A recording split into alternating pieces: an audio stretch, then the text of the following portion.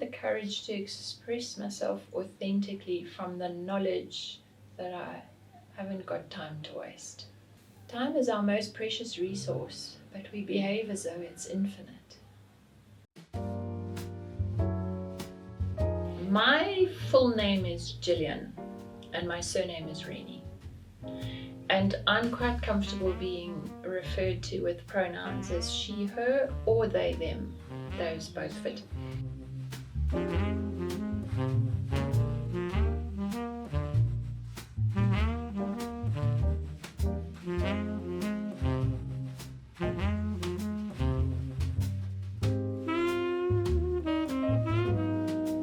Can you show me an item out of your closet that you've owned for a long time? A long time. Well, this is one of them, and here is its twin. Okay. They're the same jeans, extra long, Okay. and they come off my niece. All right. Yes, I admired and asked my niece, who is at least my height, but I think maybe taller, where do you Your get niece long is jeans? taller. And there and then she took them off and she said, they're yours. Okay. And that was many years ago. So All right. Do you have an exact amount of years? Like how long exactly? probably about 2012 or 13. Okay. Wow, that's nearly 10 years. Yeah, Actually. that's actually a very good ad. They're calzos from Edgar's, extra long, but I've never seen them again. That's why I keep wearing them when they faded. Okay. You can put it on for us, please. Right.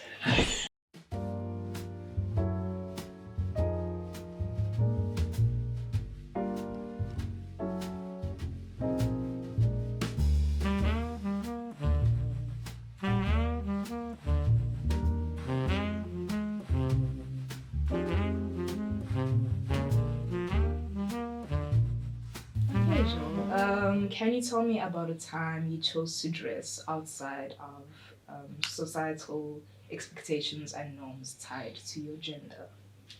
Yes, I can recall a particular moment, and I suppose I can recall it because it felt so good. When I was in my 20s, I used to sew a lot.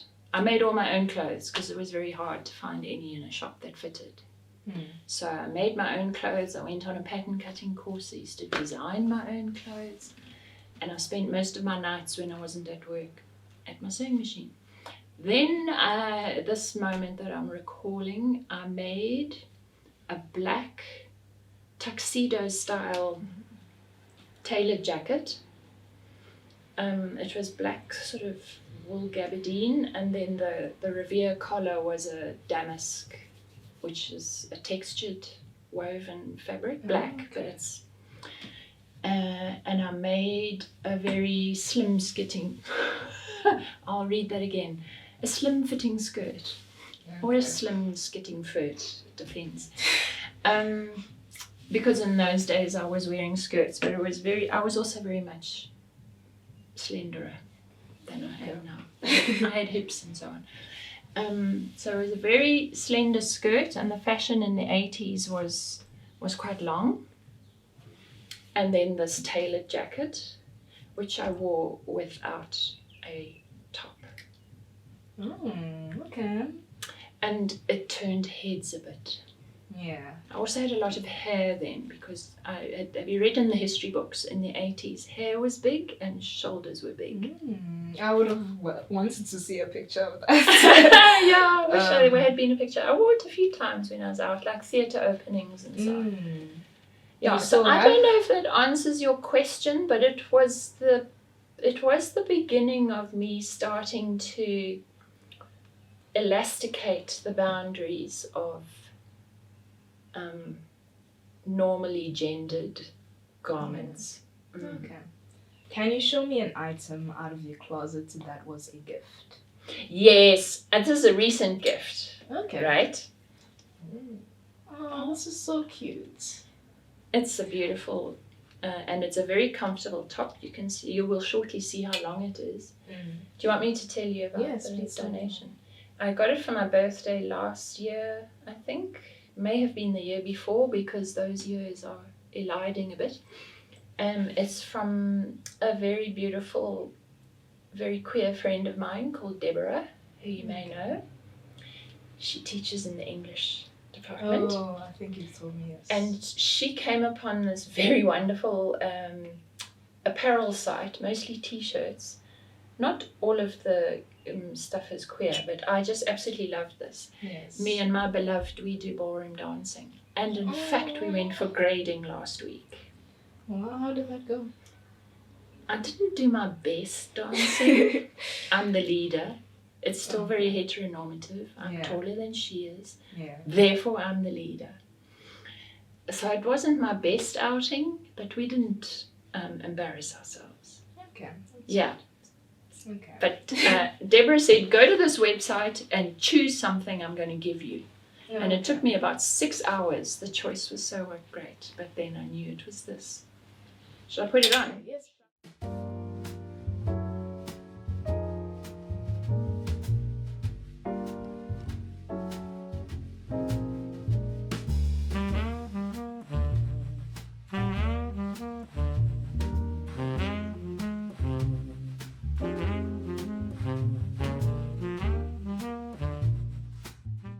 Can you show me an item out of your closet that reminds you of someone special? Yes, I can. It's a pair of earrings that I carry around when I'm traveling in this little pouch, which I bought when I was in Kathmandu. The pouch. The pouch. Oh, okay.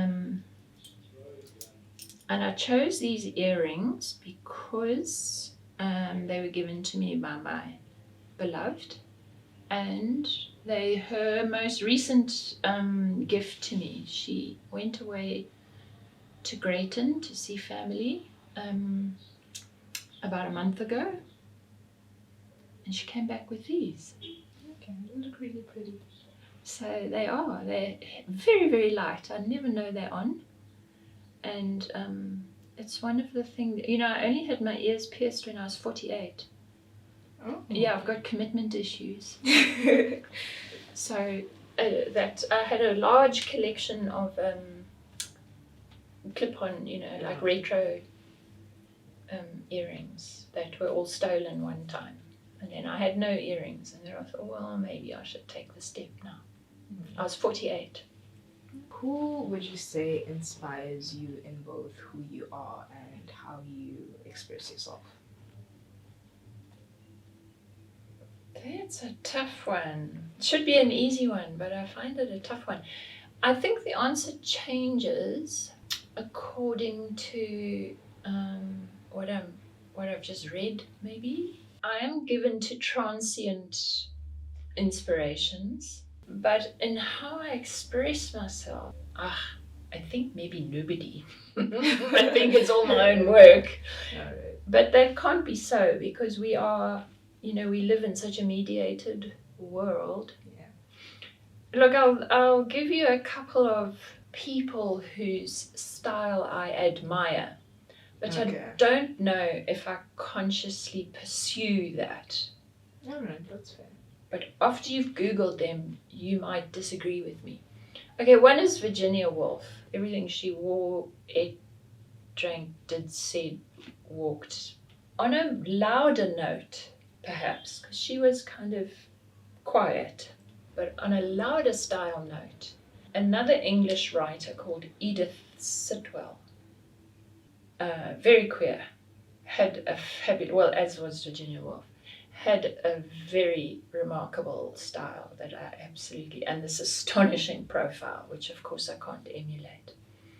Oh, and then also when I was in my 20s, I came across this book in a secondhand bookstore, written by a very brave and very articulate queer man called Quentin Crisp, which is a name he gave himself because he wasn't very much partial to the one that he was given at birth, so he designed this name for himself.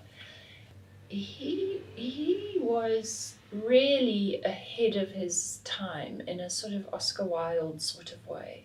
Very flamboyant dresser for his time. and, as I say, very articulate.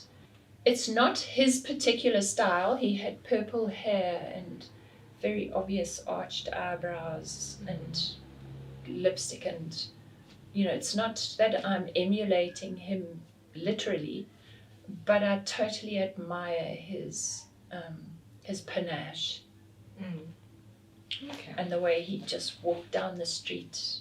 He was known for his headgear. He had hats and this flowing purple hair. Okay. Can you show me an item out of your closet that you almost didn't buy? I almost didn't buy this jacket. Okay. I bought it from quite a well-known... Can you show it to us, please? Oh, yeah.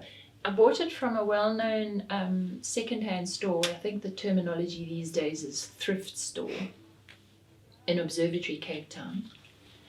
And it's fantastically curated, that store. It's very big, and you don't have to hunt because they've curated everything so helpfully. And I obviously gravitated to the rail of jackets, and there were so many there that I wanted that I had to edit and choose. It's very lightweight. It's a beautiful fabric. It's like I'm a label snob, Onyx. So the first thing I do in any shop is read the labels. Some information is where was it made, because there's some labels that say the wrong thing. But this is a very old-fashioned logo for wool. So this is pure wool, but it's incredibly lightweight. So that means it's going to be hardy and shuck dirt, and I can scrumble it up and it won't show the creases, and it's warmish. Yeah, that's why I chose. And you've got to test the pockets also. And so I'm going to go out of view here, but these are the kinds of details from when I was tailoring. So a pocket that's got a flap, that's just attention to detail. That's very useful. And of course it's lined. I don't know, it's some continental make. Yeah.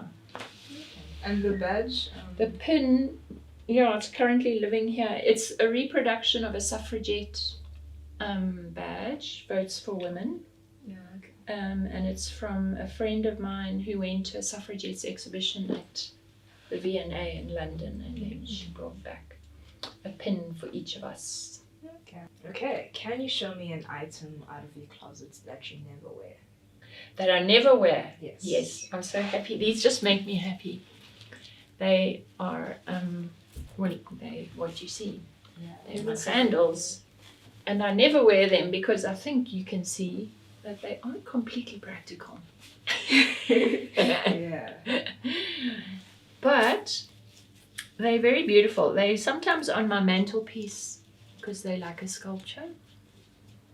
And they are sometimes bookends in my study so that I can appreciate. They're not in my cupboard, is what I'm saying, is that I like to appreciate them.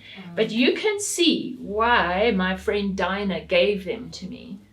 I don't know where she got them, but she noticed that my feet are very long and hers are not as long. Yeah. So she said, did I want them? And I said, yes, I bloody want those. Aren't they gorgeous? They are amazing. I can walk in them, but I'm not going to like in them. How often do you wear them?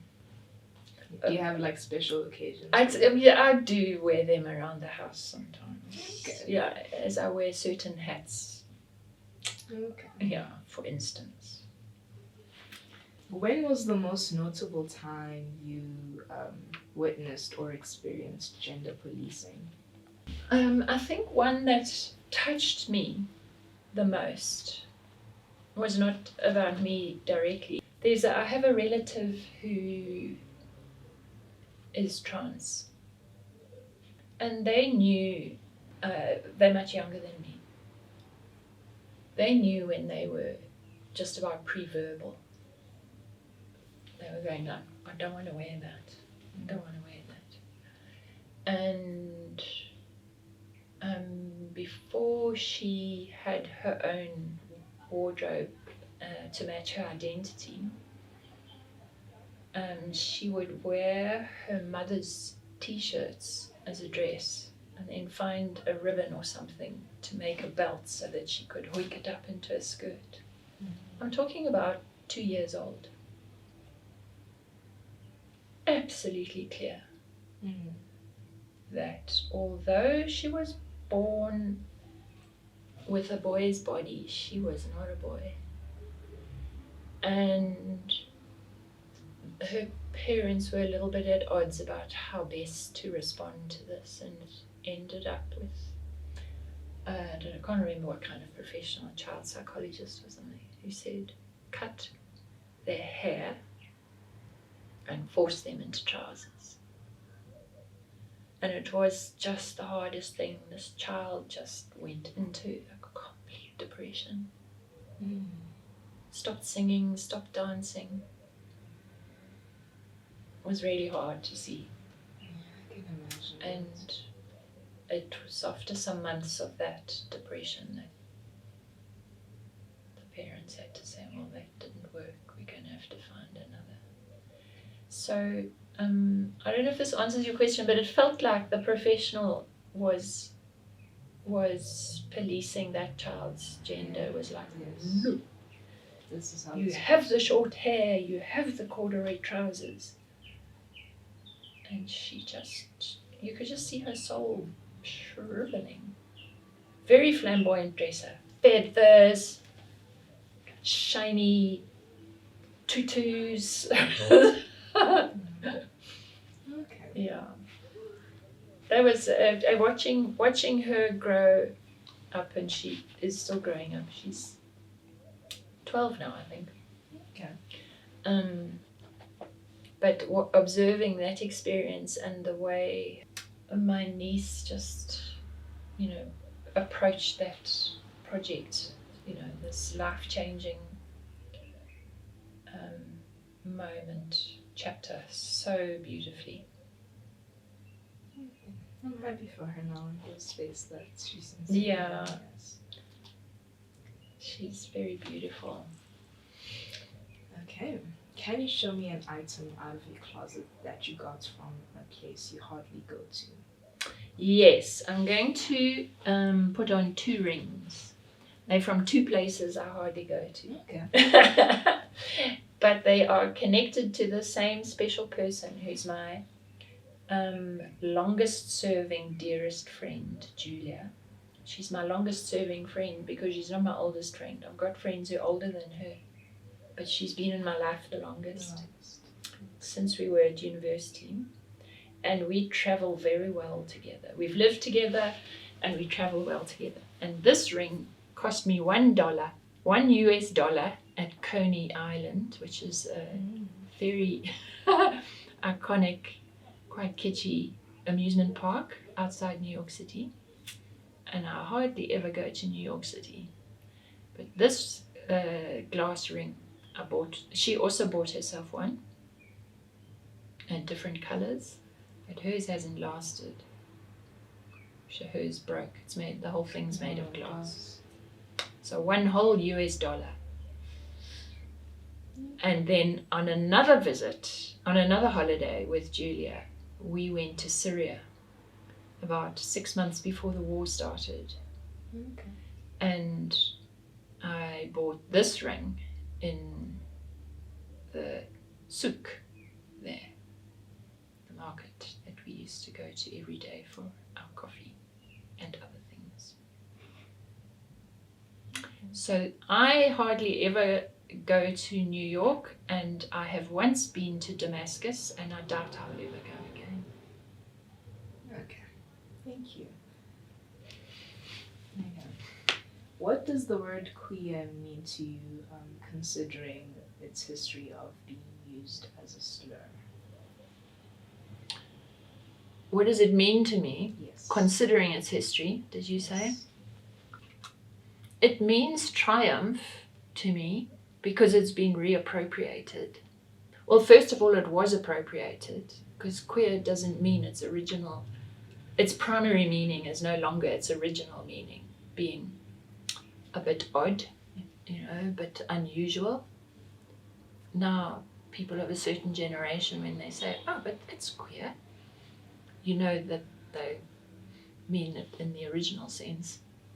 So it was the first appropriation, and then it's a kind of reappropriation. And in both iterations, it's a triumph for me. I think what's the controversy that's attached to it is not the same as what the word actually connotes for me. Can you show me an item out of your closet that is one of your favorites? Yes, it's this book, because no outfit is complete without a book, right? But this is one of my favorites, as you can possibly see from all the post-it notes and bookmarks and so on. It's one of a trilogy of poetry anthologies. And it's one that I just go back to over and over again. Do you have a favorite poem from the book that you... No, favorite poems really just about mood, Okay. But these post-its, that's why we have poetry, because there's always a poem to speak to you. I'll just read you this.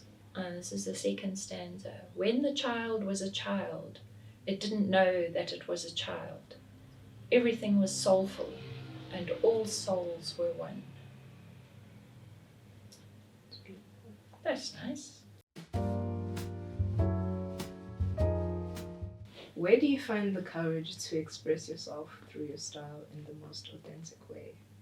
I find the courage to express myself authentically from the knowledge that I haven't got time to waste. Time is our most precious resource, but we behave as though it's infinite. Yeah, that's true. It was only 10 minutes ago I was your age. Really, 10 minutes. I don't know where that time went, but I wasted a lot of it not being me.